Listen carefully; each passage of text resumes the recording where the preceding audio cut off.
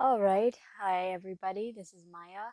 First things first, I would like to apologize for the sound quality. I'm trying something out and it's going to be really shoddy, I'm sure, or it might turn out better than what my sound quality has been because my sound quality has been taking a complete and utter tank ever since my phone got caught in the rain. One day when I was jogging, I got poured on in a thunderstorm. Not fun, and I think my audio has taken a dive since then. Also, aside from the audio quality, I would like to also point out that this is going to be an unscripted one of my videos because I just don't have time to write a script right now. So you will be getting a raw reaction slash review straight off of the top of my head.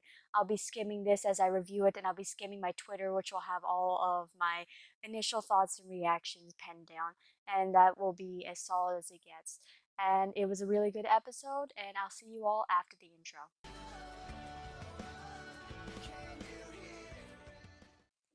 Okay, so first things first. Anne touched on this in her review, and I know I mentioned her in like every single one of my videos. So what can I do? I have to make comparisons and give credit where credit is due. And this show does start off on a really amazing sort of opening soundtrack. I mentioned it when I was on Twitter. It was one of the first things I noticed. I'm thinking that for the most part, I will just skip over the duel. I mean, I was entertained by the duel at the beginning of this episode. I will give you that. It was a very interesting duel, and I actually legitimately thought Playmaker was going to. I don't know. Maybe I didn't legitimately think he was going to lose, but I don't know. I thought something was going to happen in this duel before the plot got dumped. But hey, I'm fine with that. And the duel will probably continue on in the next episode, so I'm fine with that too. So Playmaker has his Firewall Dragon and Decode Talker, and they're of the animation with those two on point. I'm gonna try and stem away from the graphic talk because I'm sure you all are tired of that, but the animation was great on those two. I have to give credit where credit is due, and I will mention it every single time. Decode Talker just basically bashes Akira. You could see him take a physical slash at his avatar, and oh my god, if this was Solid Vision, I feel like Akira would be so freaking dead right now. Like, not Solid Vision, real Solid Vision. Can you imagine if Arc 5 Solid Vision, not just by Zark who did violent duels, but just any random other people with these monsters who do violent attacks, doing direct attacks would be, ooh, Solid Vision is probably the single most dangerous dueling style they ever invented. That being said, I wish they utilized it a little bit more for something besides entertainment dueling. I mean, I would have loved to see. There are a bunch of other ways you could have utilized this real Solid Vision, and you know, Zark isn't the only duelist out there. I'm sure there are other duelists who got, you know, more violent. I mean, there are just some monsters that attack more violently than others, and if direct attacks could have been really dangerous, it would have been a very interesting thing to watch. But no, now we're stuck in the VRains, where everything is a hologram. Every single thing is a hologram. Okay, I'm a computer nerd, but that's one of my main complaints about VRains right now. I'm sure it is great. I heard someone in the Discord chat mention once that the VRains would be amazing for people who duel and maybe they have disabilities of some sort. They can't stand up when they duel and they can't interact with the duel the same way people who use regular duel discs do. And I give them kudos for that. But I like when dueling is also a thing outside of virtual reality.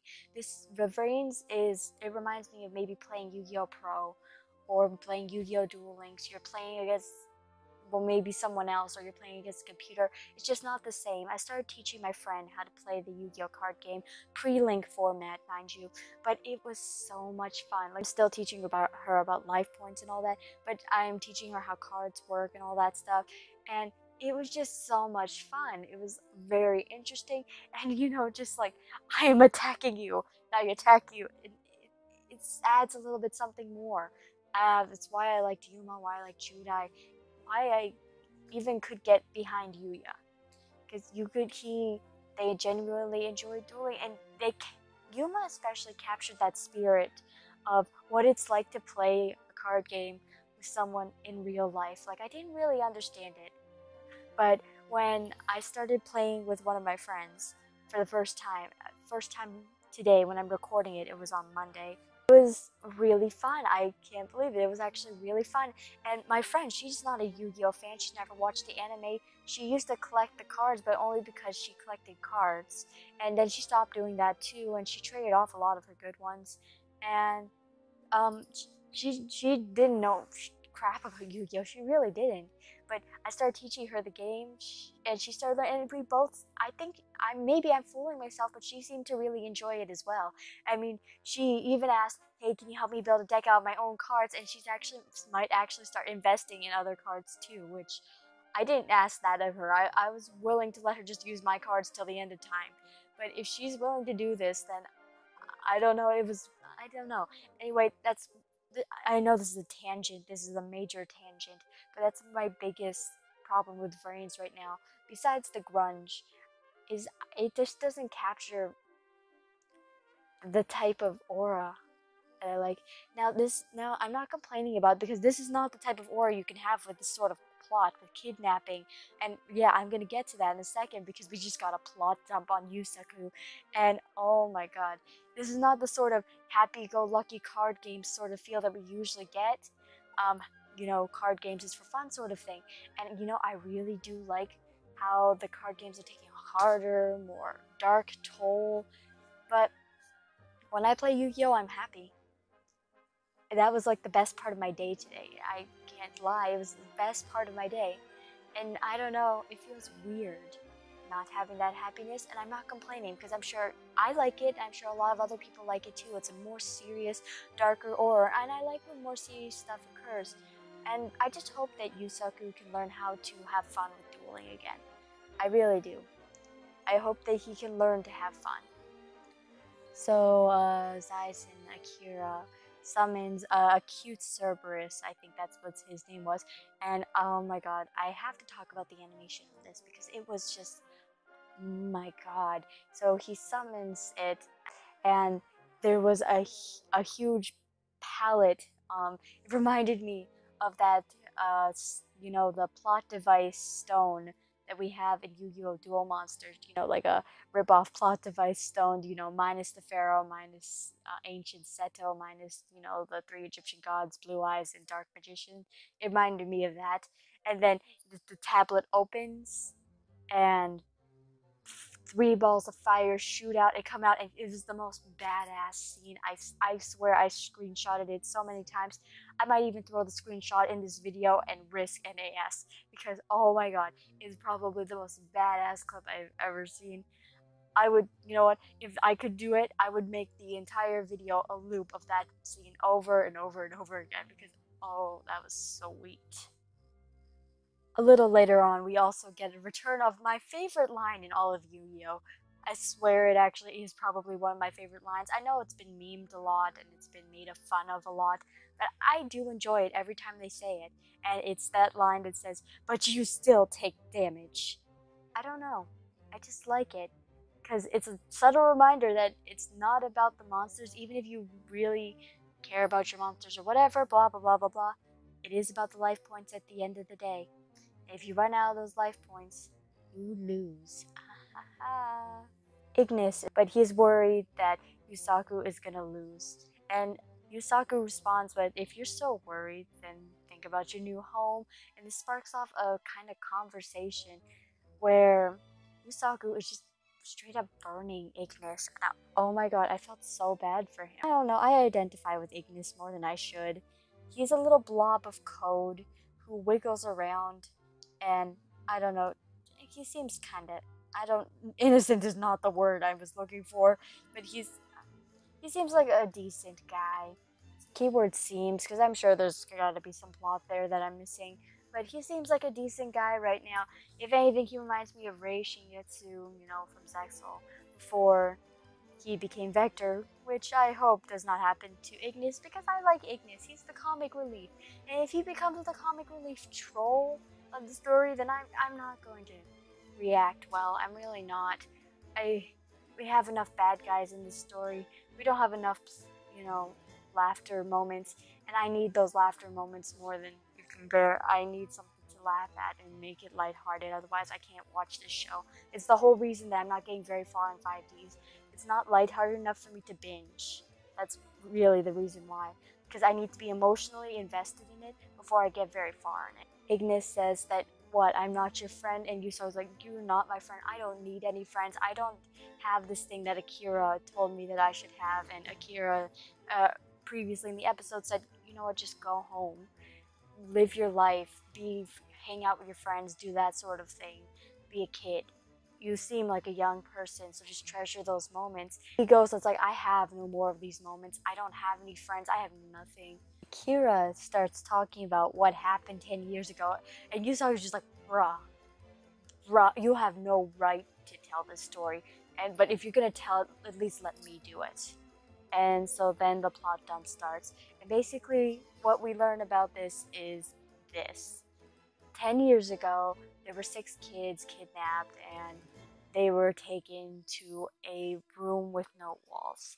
Now, this feels very reminiscent of a novella I once wrote, so I was really into it, because I once wrote a novella that basically went the same way. 5 people were kidnapped, except they were trapped in a room with no walls altogether, and basically in that novella, they had to choose 2 of them to die, and then the other 3 could walk free, or all 5 of them would die. It's probably one of the most favorite stories I've ever written, because honestly, the entire book is, you have to figure out which of the 2 of them are going to die by the end, and a lot of my viewers thought that none of them are going to die. I'm like, you know me, I'm going to kill them. I might kill all of them. You don't know. But anyway, it reminded me a lot of that, and it's probably the best. My story was based off of one of the best mystery thrillers I've ever read, which is 3 by Ted Dekker. It reminded me of that, except he didn't even have the companionship of the 5 people that I had in my story. He was all alone in a room with no walls, with nothing but VR equipment, virtual reality equipment. He had to duel, and he had to duel until he was in pain. Sleep was apparently his only release from this. He had to duel all the time. If he didn't win, he didn't eat, and he didn't know why he was trapped there or what was happening. And I'm wondering, who's his family? Where were they? Where'd they take us from? I'm assuming those are the memories he's lost. Someone posted it on Twitter. There were pills on the trays of food, and I'm like, oh my god. This is really, really, really, because first of all, it's child abuse, straight up child abuse. He's an innocent little kid who's never did anything, and it just drives him. Now, I don't know who this voice is, but the voice feels shady to me. I don't know. The voice that helped him and told him to think of 3 things, and I'm sure that helped him. But for all we know, they're just, someone that whoever kidnapped them used to keep the kids calm. Because honestly, we don't know who that voice is. I don't trust that voice. Yusaku seems to think that this voice is who saved him and who kept him together. I honestly don't trust that voice, and I think if we do hear that voice one day, I feel like that voice might actually belong to an entourage of the main villain, and that's just my feelings on it. But just seeing what Yusaku went through and seeing the horrible things as a child, no less. Like, can you imagine? At the age you are now, a lot of us are in high school, a lot of us are in college, a lot of us are on the brink of adulthood. We're older. Most of us aren't like 5, 6, 7, 10 years old. And he was just a little kid. He was such a little kid. I don't even know what I could handle at that age. I couldn't handle this. I could handle screaming parents. I could handle thinking that my house might not be there the next day for whatever reason. I was a very paranoid kind of kid. But this is like, I was paranoid by a lot of little things when I was a kid. I was afraid that someone would come in the night and kidnap me. I was afraid that someone would come in the night and murder my parents. Literally murder. That's what I was thinking when I was that age. I thought that the police would come and they would take me away, or they would arrest me, or they would arrest my parents for what reason. And I thought that I would be separated from them or something. And that was probably one of my biggest fears as a kid. And just seeing Yusaku being taken away and then dragged into this hellhole, that hit home with me. it was terrifying. That was probably my worst fear as a kid, being dragged away from my family, not knowing where they were, not being able to see them, stuck in an institute with only a voice that doesn't, you don't even know who they are. They're just strangers. Maybe they're trying to comfort you, but they're still strangers. They're not your family. And oh my god, that's probably, again, my biggest fear. And Yusaku realized it, and he had to go through so much. He had to duel for his food, for his life, basically. He would get electric shocks when it was done, and god. Anyway, that was basically the episode in a nutshell, and I don't even know what to expect for the next episode because I really don't. I really don't. One quick graphic thing, flashbacks we got, I really like them in an animation-wise because no more grunge. That's it. Anyway, thank you all for listening. Those are my reviews. This is an unscripted video. Sorry about that, and also sorry about my audio quality. Anyway, see you in the next upload, which should be coming out really soon, considering this is probably going to get uploaded on Tuesday. Anyway, thank you for watching as always. Mya out.